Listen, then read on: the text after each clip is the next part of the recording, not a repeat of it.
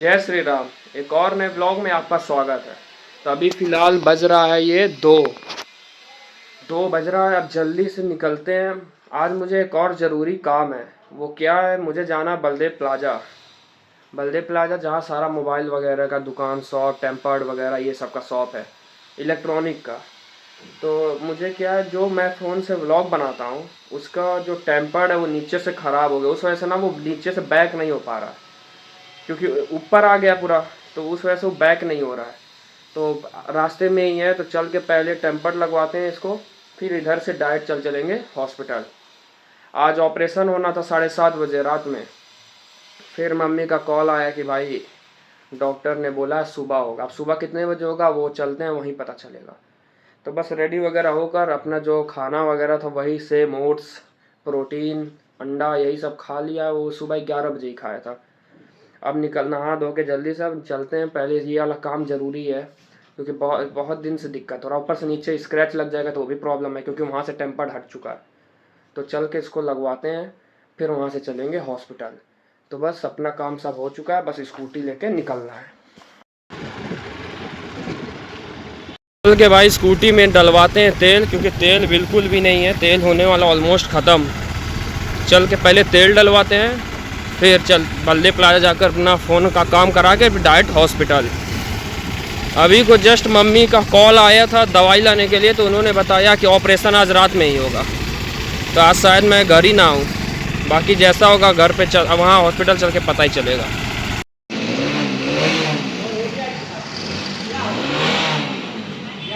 मिल गया भाई पार्किंग इधर।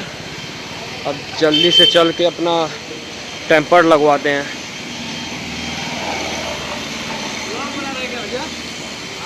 अभी को जस्ट पापा का कॉल आया था। मम्मी का ऑपरेशन का प्रोसेस जो है वो स्टार्ट हो गया। 7:30-8 बजे के करीब ऑपरेशन होगा। तो जो प्रोसेस होता है ना कि फास्टिंग वगैरह स्टार्ट हो जाता है, पानी वगैरह पीना बंद हो जाता है, वही सब स्टार्ट हो गया है।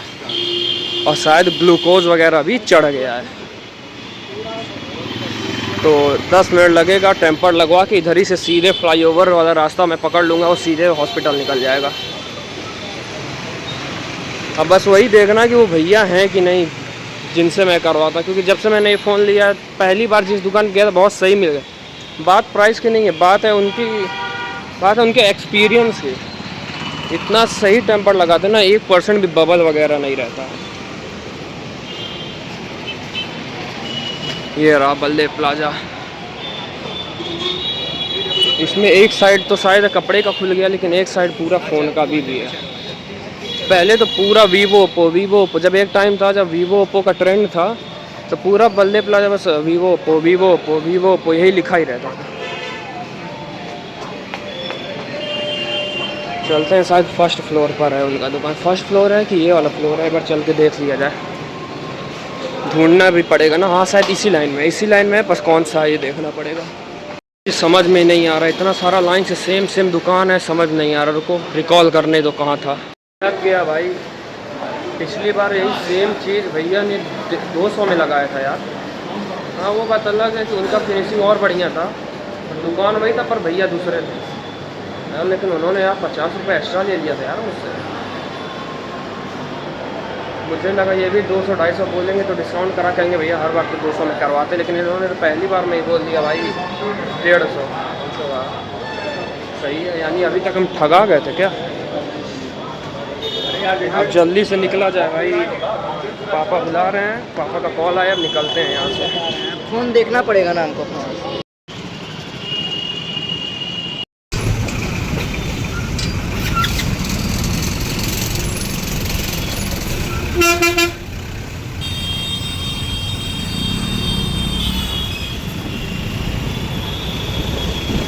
भाई पहुँच गए भाई, बढ़िया जगह पार्किंग भी मिल गई। अब निकलते हैं। ये शुगर का दवा भी देना है मम्मी को, दे के देखा जाए क्या प्रोसेस है। निकल रहे हैं कुछ खाने के लिए, क्योंकि यार 4 दिन हो गया, 4 दिनों से कुछ खाया नहीं है खाने में। बस ओट्स, प्रोटीन, अंडा, बस यही सब पे चल रहा है लाइफ। तो बस भाई अब मन कर रहा है कि कोई खाना बढ़िया खाया जाए। तो रोटी चावल सब्जी कोई बढ़िया ढाबा दिखेगा तो वहाँ पे चल के भाई खाना खाते हैं, क्योंकि मंडे से आज है थर्सडे, वो भी थर्सडे भी ख़त्म होने वाला है। तो क्या चल रहा है, अंडा रोटी और ओट्स। तब चल के कुछ तीखा होगा, कुछ खाना खाते हैं यार बढ़िया, पनीर का मशरूम का सब्जी रोटी चावल। और पापा के लिए भी ले आना तो ले करके आते हैं। तो भाई मम्मी को ले करके चला गया डॉक्टर, उनका ऑपरेशन चल रहा ओटी में। अब बस इतना प्रे है कि भाई ऑपरेशन उनका बढ़िया से हो जाए, बस और कुछ नहीं चाहिए भाई। भाई ये साल ना 2025 मेरे लाइफ का सबसे बेकार साल था अभी तक। इतना ज़्यादा सेटबैक, इतना ज़्यादा सेटबैक, जैसे पहले जो रिज़ल्ट मैं एक्सपेक्ट कर रहा था फरवरी में वैसा आया नहीं। फिर मई में ऐसा इंजरी हुआ कि मेरा सारा फिटनेस धरा का धरा रह गया। अब वो इंजरी चला मेरा अभी तक। फिर कोर्स वगैरह में इतना ज़्यादा प्रॉब्लम आया, इतना ज़्यादा प्रॉब्लम आया पर्सनल, जो मैं, मेरी मम्मी और मेरा भाई ही जान रहे हैं। तो बस, और अभी तक ऐसा पढ़ाई वगैरह का सिस्टम है कि कुछ नहीं पता है भाई क्या होना है क्या नहीं होना। लेकिन ये भी नहीं पता था कि इस साल मम्मी का ऑपरेशन हो जाएगा। बस ये ऑपरेशन बढ़िया से हो गया ना तो मेरा 2025 लाइफ का सबसे बेस्ट ईयर रहेगा। वो सब साइड में रख दो कि मेरा क्या सीए वाला क्या हुआ, पढ़ाई वगैरह, उससे नहीं फ़र्क पड़ता, क्योंकि मेरा लाइफ पूरा डिपेंड करता है मेरे मम्मी के ऊपर। मेरी मम्मी मेरे सामने हंस रही हैं, बोल रही हैं बढ़िया से, तो मेरा लाइफ सेट है भाई। 2025 नहीं 2026 बना लेंगे अपना, 2027 बना लेंगे अपना। बस मम्मी मेरे सामने हमेशा खुश रहना चाहिए, हंसते रहना चाहिए। तो बस अभी एक तो राइट पैर का तो हो रहा है, 1-2 महीने बाद लेफ़्ट का भी हो जाएगा। फिर जब मेरी मम्मी पहले जैसा चलने लगी ना तो समझ लो ये मैं पास हो गया 2025 में, AIR1 से पास हो गया। क्योंकि लोगों को नहीं पता मेरे लिए मेरी मम्मी क्या है। उनका दर्द का दवा मैं ले आता था, जबकि मुझे पता है कि दर्द का दवा कितना ज़्यादा नुकसान करता है। वो भी सुबह शाम दोनों खाना, वो भी पैरासीटामॉल 650 mg के साथ खाना। डॉक्टर उस दिन हिल गई थी एजेंसी में जब उसने सुना। तो ये ऑपरेशन मम्मी का हो गया और मम्मी मेरी अच्छे से दौड़ने लगी ना तो मेरा करियर बन गया। फिर मेरे लाइफ में कोई टेंशन नहीं। कोर्स मेरा कब ख़त्म हो रहा है कब नहीं, जिस कोर्स को मुझे जून में ख़त्म करना था वो सितंबर में एक्सटेंड कराना पड़ा पैसा देके, फिर उस सितंबर से एक्सटेंड कराना पड़ा नवंबर तक। लेकिन अभी भी उसका कोई अता पता नहीं कि वो कब ख़त्म होगा। लेकिन मुझे बस इतना पता है कि मेरी मम्मी का जब ऑपरेशन बढ़िया से हो गया, सब कुछ बढ़िया हो गया ना, तो मेरी लाइफ में कोई प्रॉब्लम ही नहीं है। रही बात करियर की, तो मैं 2025 में 2026 2027 2028 में बना लूँगा। क्यों? क्योंकि उस करियर को भी देखने के लिए, घूमने के लिए, चलने के लिए, एंजॉय करने के लिए मेरी मम्मी रहेंगी। कि जब मैं वो कमाऊँगा, पैसा पाऊँगा तो मेरी उड़ाने के लिए मेरी मम्मी रहेंगी। जहाँ जाना होगा वहाँ तुरंत। अभी पता नहीं कितना साल हो गया होगा वो सही से मेरे साथ बैठ के कहीं घूम नहीं पाएंगे। गोरखपुर में रहता हूँ, 7 किलोमीटर दूर ही है नौका विहार, लेकिन मम्मी नहीं आती हैं। क्यों? क्योंकि चल ही नहीं पाएंगी तो आएंगी क्यों? स्कूटी पर, बाइक पर तो बैठ नहीं पाती हैं, बाइक ऊँचा होता है। स्कूटी पर कैसे बैठती हैं? जब मैं घर में फर्श से लेवल में ऐसे मिलाता हूँ स्कूटी को तो बैठती हैं। वो भी कहाँ? जब इमरजेंसी या तो डॉक्टर को दिखाने जाना है या तो कोई पर्सनल काम से जाना है, तब घूमना तो दूर की बात है।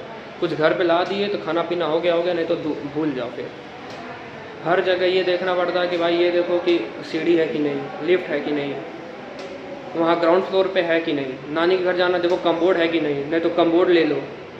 सिद्धार्थ आया था, पता होगा, बाथरूम में कम्बोर्ड रखा, उसको फोल्ड करो, उसको अच्छे से पैक करके ले चलो, क्योंकि वहाँ पे कम्बोर्ड नहीं है। यूरिन इन्फेक्शन, क्या क्या नहीं दिक्कत था।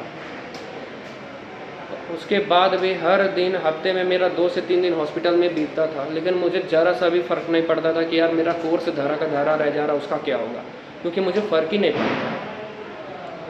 सबका करियर बने भाई, मेरी मम्मी है। जब मेरी मम्मी फिट हो गई ना, उसके बाद मैं अपना करियर हम बना लूँ। आज मेरी मम्मी अच्छे से दौड़ने फिरने लगेंगी ना तो दे लेंगे एग्ज़ाम, पढ़ लेंगे, निकाल भी लेंगे। फिर जब कमाएंगे ना तो मम्मी को जहाँ बोलेंगे वहाँ मेरी मम्मी तुरंत हाथ पकड़ के चलेंगे।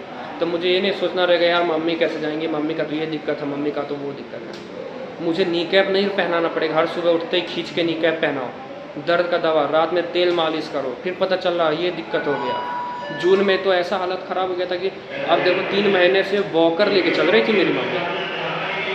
किसी बेटे को देखा जाएगा कि अभी बेटा 23 साल का, मम्मी में 46 ईयर की, और अभी से वॉकर लेके चल रही है। जो देखता था वो कहता था यार 70 साल की उम्र में जो काम होना चाहिए वो 45 साल में हो रहा है। तो बस भाई मेरे लिए सबसे बड़ा सक्सेसफुल ईयर 2025 है, जिसमें मेरी मम्मी का ऑपरेशन हो गया। क्योंकि जब डॉक्टर ने बोला था दिल्ली, जब हम लोग गए थे 2024 में, तो ये हुआ था भाई दिल्ली में क्या पता दवा से सही हो जाए। लेकिन जब उसने बोला ना कि भाई बिना दवा के नहीं सही, तब मैं टेंशन में आ गया था कि यार अभी जाम निकलेगा, ट्रेनिंग लगेगा, ट्रेनिंग में कितना ही पा जाएंगे, ट्रेनिंग में तो खर्चा नहीं चलता है, वहाँ मैं पैसा कैसे जुटा लूँगा कि मम्मी का ऑपरेशन कराऊंगा, वो भी दोनों पैर का 6 लाख 7 लाख रुपए, वो भी दोनों पैर का, वो भी दिल्ली जैसे शहर में रह गए।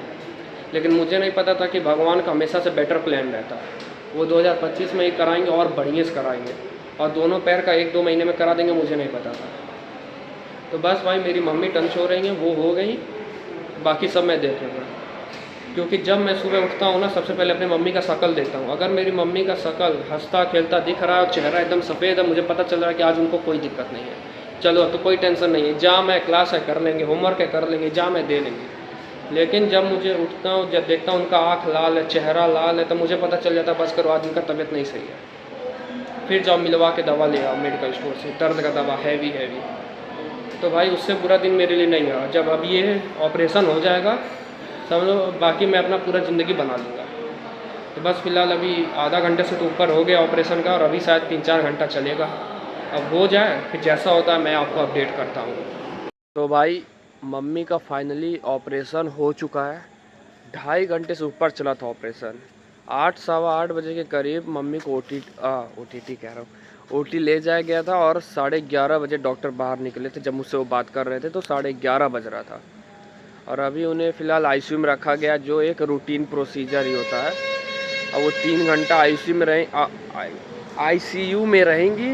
उस भाई 5 दिन से सही से खाना होना, भाई 5 दिन से खाना गया नहीं है सही से, और अब तो 1 बज रहा है, नींद सही से पूरा हो नहीं रहा, तो दिमाग थोड़ा ख़राब हो गया। पर अभी उनको ICU में रखा गया, वो 3 घंटा रहेंगे, सुबह आएंगी वो अपने रूम में। अब जो डॉक्टर ऑपरेशन किए वो कल फिर आएंगे राउंड के लिए, एक्सरे वगैरह सब कुछ होगा, फिर आगे वो क्या बोलते हैं। फ़िलहाल मैं यही मना रहा हूँ कल सुबह उनको ज़्यादा दर्द ना हो, क्योंकि अभी तो एनेस्थीसिया दिया गया है, तो दर्द तो बिल्कुल भी नहीं होगा, क्योंकि वो एरिया सुन्न है। लेकिन कल बोले हैं दर्द होगा, तो उसके लिए इंजेक्शन वगैरह दवा वगैरह सब आके रख लिया गया है। बस ये अपना हॉस्पिटल अभी फ़िलहाल बज रहा 1। नींद तो भाई लग नहीं रहा है, हॉस्पिटल में जानते हो भाई नींद नहीं लगता है। मम्मी ICU में है, और उनका वो जो स्ट्रेचर रहता है उस पर भाई नींद नहीं लगता यार। तो पापा भी, उनको भी नींद नहीं लग रहा है, तो वो भी कभी सोफे पे कभी बेड पे ऐसे ही कर रहे हैं।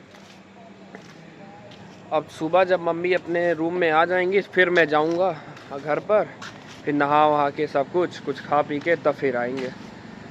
अभी फ़िलहाल रोड पर ही टहल रहे हैं भाई, क्योंकि वहाँ तो लेटे तो 1% टाइम पास नहीं हो रहा है। कम से कम रोड पे रहेंगे, कुछ चाय वाय मन करेगा, वैसे चाय तो पीते नहीं, लेकिन मन किया तो पी लेंगे। थोड़ा सा मम्मी का वेट है यार, जल्दी से मम्मी आ जाए। चलो तो अब इस ब्लॉग को यहीं तक रखते हैं। अब मिलते हैं आपसे नए ब्लॉग में कल, जब मम्मी आ जाएंगी तब मैं आपको सारा अपडेट दूंगा कल के ब्लॉग में। तब तक के लिए आप इस ब्लॉग को देखो। जय श्री राम।